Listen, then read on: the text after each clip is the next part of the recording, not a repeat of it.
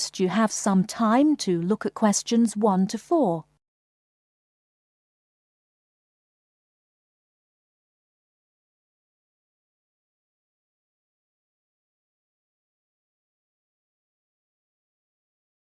Listen carefully and answer questions 1 to 4.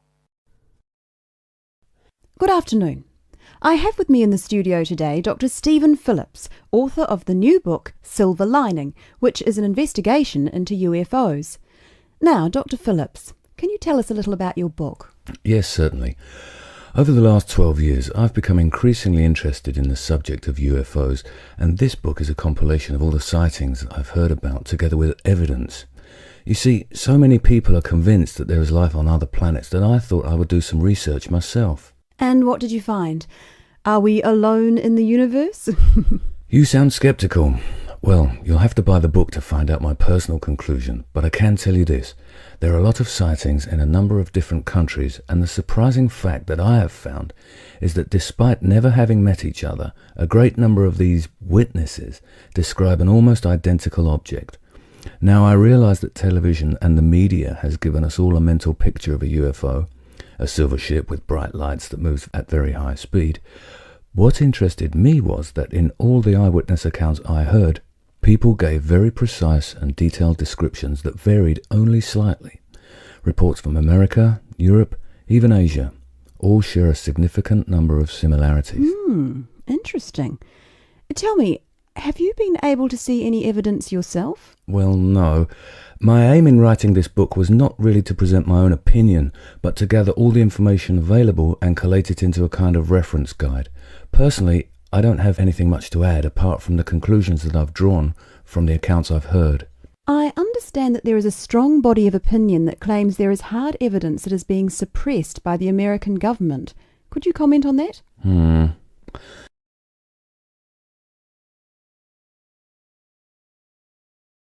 Before you hear the rest of the conversation, you have some time to look at questions 5 to 10.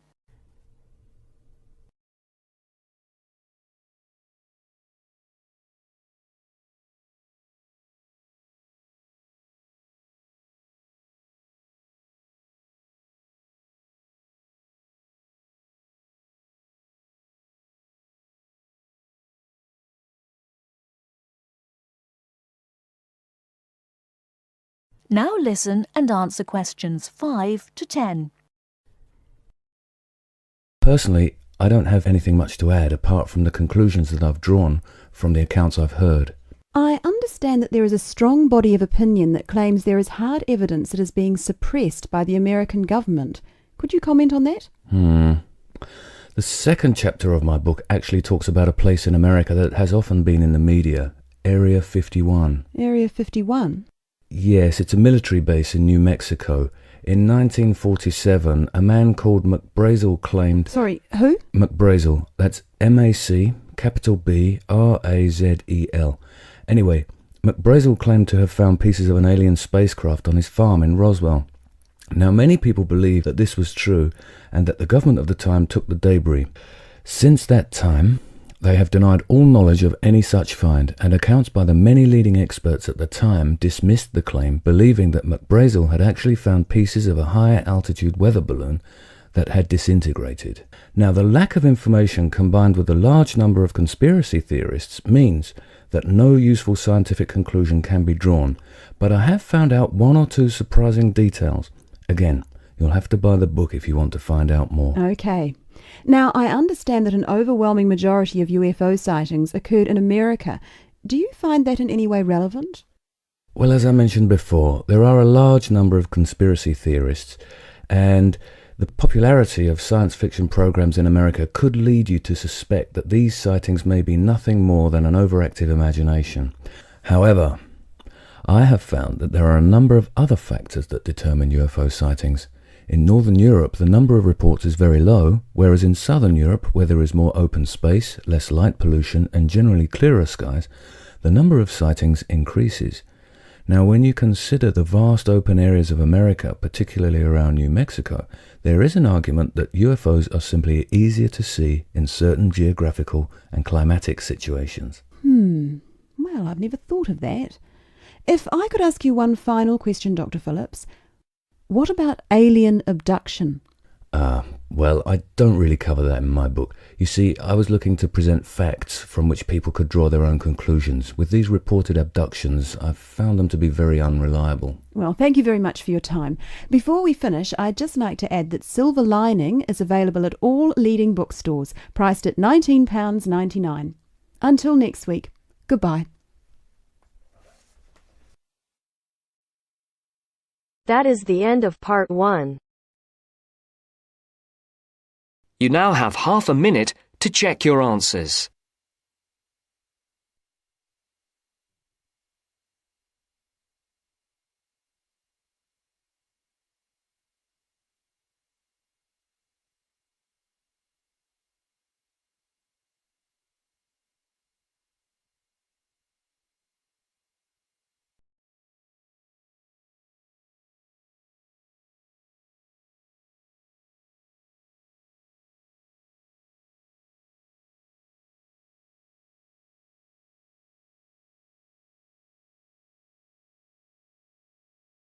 Now turns to part 2.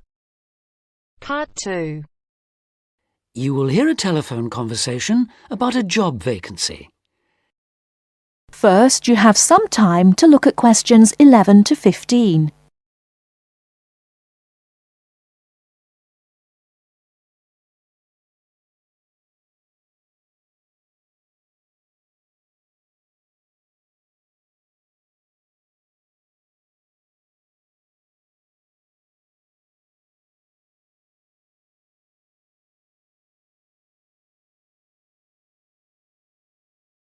Now, listen carefully and answer questions 11 to 15.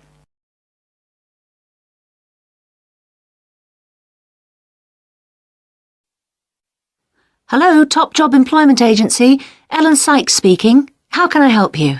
Good morning. My name's Steve Collins and I'm calling about the call centre job advertised in today's paper. For an operative handling credit card inquiries?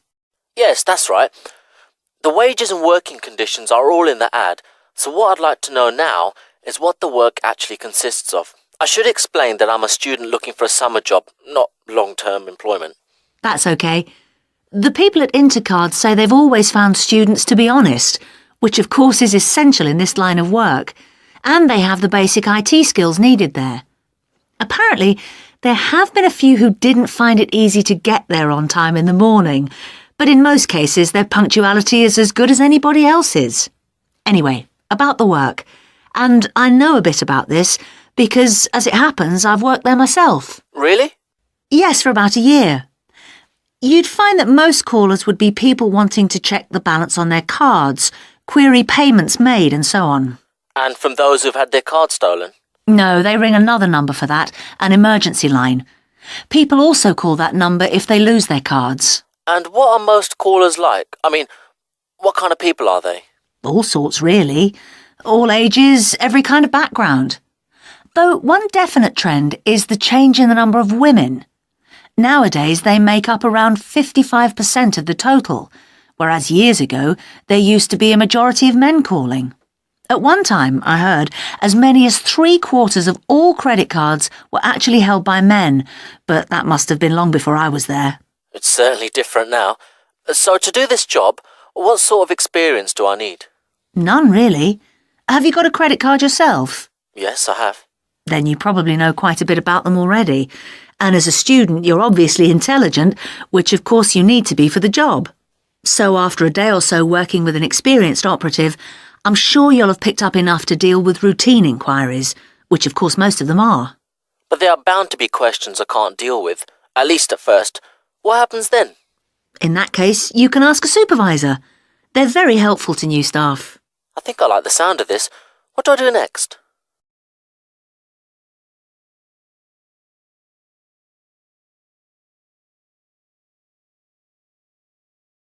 Before you hear the rest of the talk, you have some time to look at questions 16 to 20.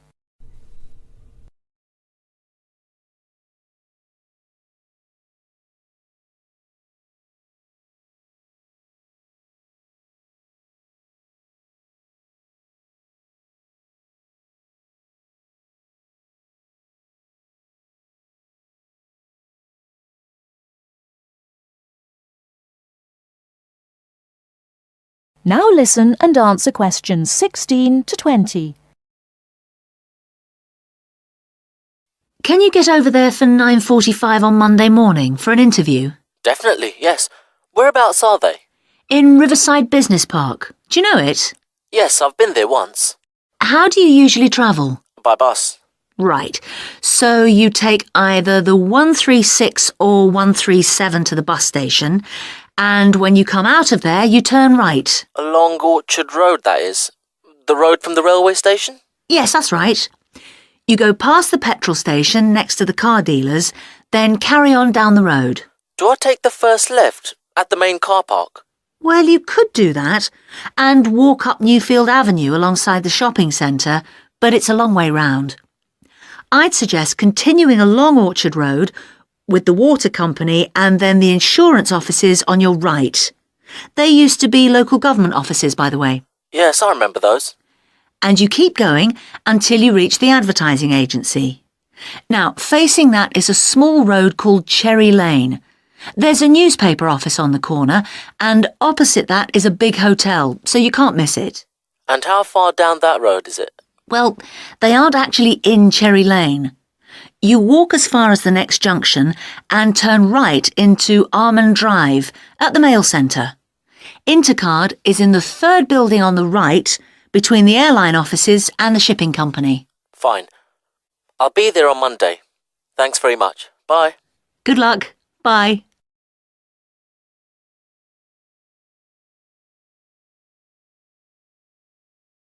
That is the end of part 2.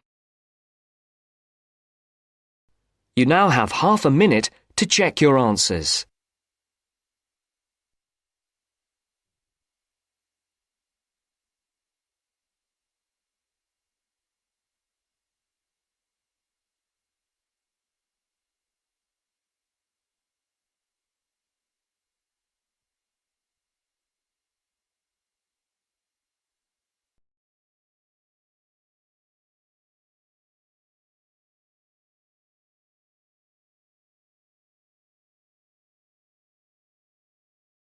Now turns to part 3. Part 3. You are going to listen to a radio programme about buying a house. First, you have some time to look at questions 21 to 25.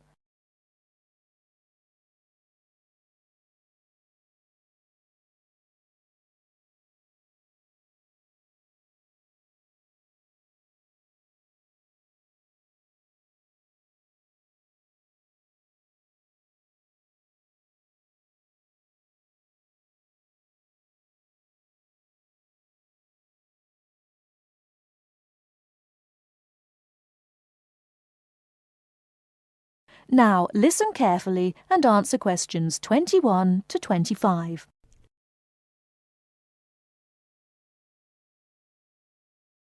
Good afternoon, listeners. Today, I'd like to welcome Edward Fox, who is going to talk to us today about buying a house. Edward.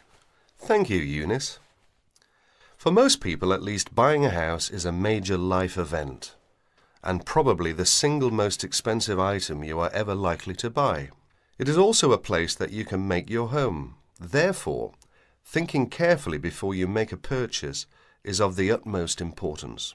One of the most important things to consider before buying any property is the location, because remember, it is where you plan to spend a large part of your life, or indeed the rest of your life in some circumstances. Therefore, consider the type of life you enjoy leading.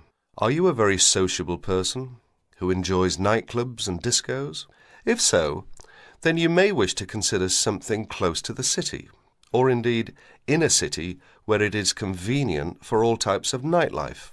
On the other hand, if, like me, you prefer a quieter life, then you may want to consider something away from the city. However, do remember that proximity to your place of work is also important.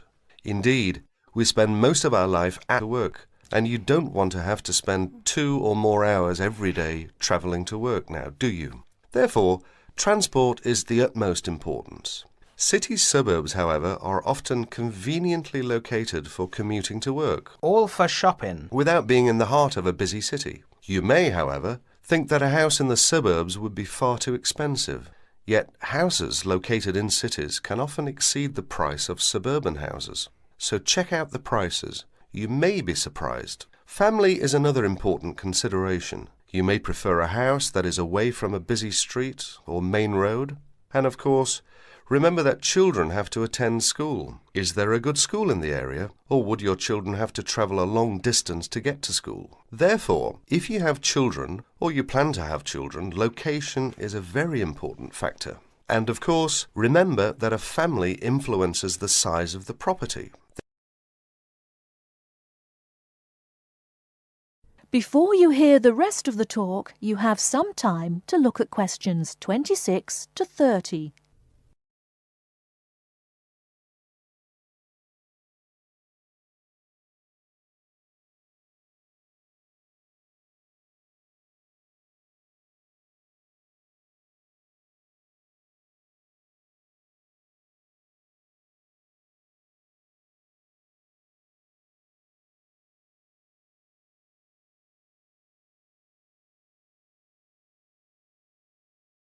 Now listen and answer questions 26 to 30.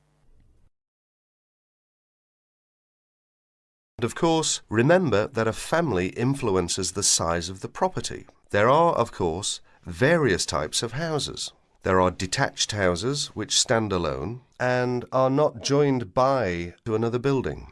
Then there are semi-detached houses, which, incidentally, are the most common, and for good reason, because they are less expensive than detached houses. This is because they are, in fact, two houses joined together, and therefore take up less space. And finally, there are townhouses, which are many houses joined together to form a long row. But don't think that townhouses are less expensive than semi-detached houses. They rarely are. This is because they are usually built in cities where the prices of property is very expensive indeed. The age of property is another consideration. If you're considering buying an old house, beware. You may be faced with expensive repairs and renovation bills. So have the house thoroughly checked by a professional surveyor before you decide to buy. But then again, there are things you can look for yourself. Things such as the condition of the woodwork, especially doors and windows that can be expensive to replace. More importantly, make sure all the fixtures and fittings, things such as cupboards, sinks, taps, bathtubs, are all in good working order, because replacing kitchens and bathrooms can be a very costly business.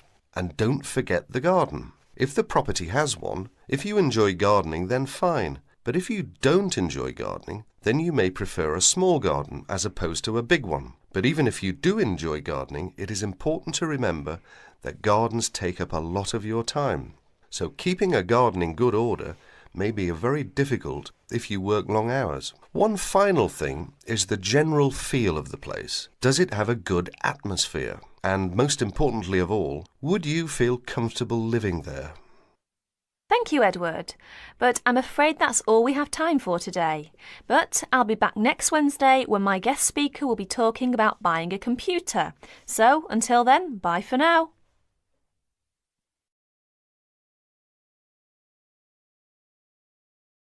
That is the end of part 3. You now have half a minute to check your answers.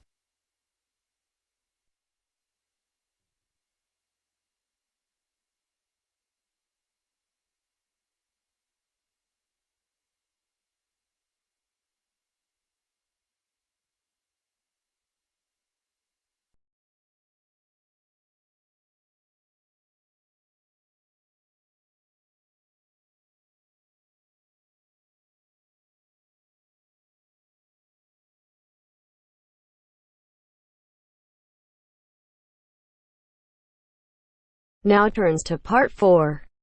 Part 4. You will hear a wildlife expert giving a talk to a group of bird lovers in the UK about a species called the tawny owl. Before you listen, you have some time to look at questions 31 to 40.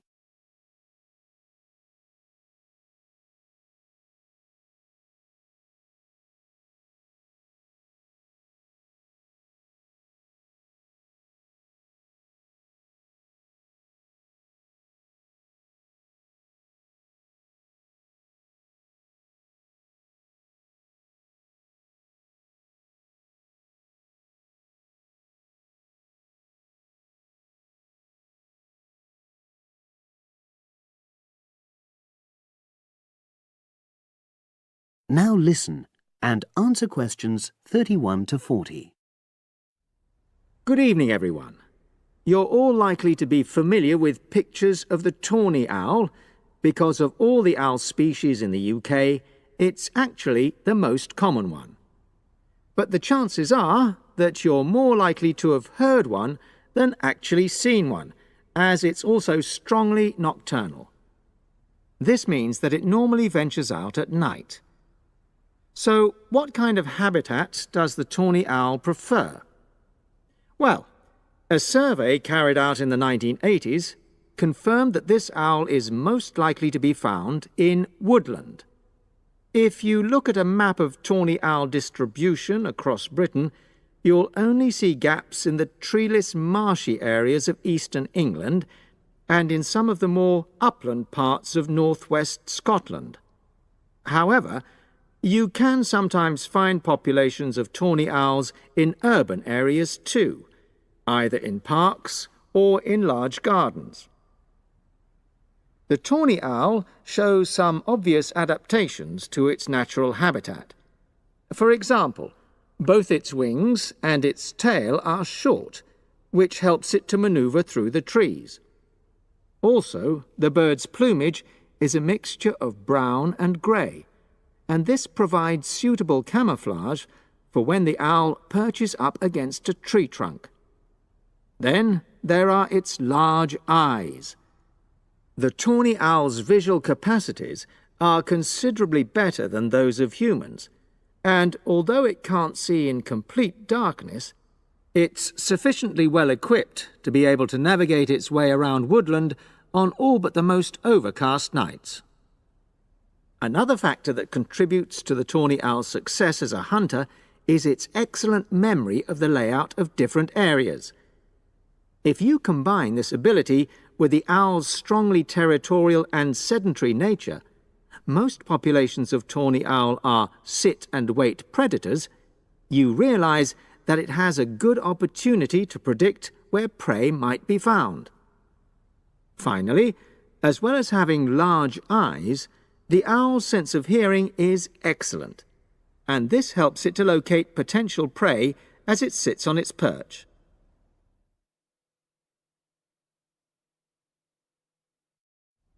Turning now to the tawny owl's diet. Woodland tawny owls feed mainly on mammals, especially small ones, such as wood mice and bank voles. But they'll also take things like frogs or bats, or even fish, if they happen to be available. In urbanized landscapes, the owls seem to prey more on birds. So there are some differences there. Let's just look briefly now at survival rates in the tawny owl. Young tawny owls face a difficult time once they leave home, and 2 out of every 3 are likely to die within their first year. So, with such high mortality levels, it's a good job that established breeding pairs can produce young over a number of seasons and maximize their chances of passing their genes on to the next generation of owls. I've already mentioned the sedentary nature of the tawny owl, but it's not just adult tawny owls that are sedentary in their habits. Young birds, dispersing away from where they were born, rarely move far. The average distance is just 4 kilometres. There also appears to be some reluctance to cross large bodies of water. The owl is absent from many of the islands around our shores, with only occasional sightings in Ireland and the Isle of Wight off the south coast of England. Right, well, now I'll show you some photographs that have been taken in one or two of the... That is the end of part 4. You now have half a minute to check your answers.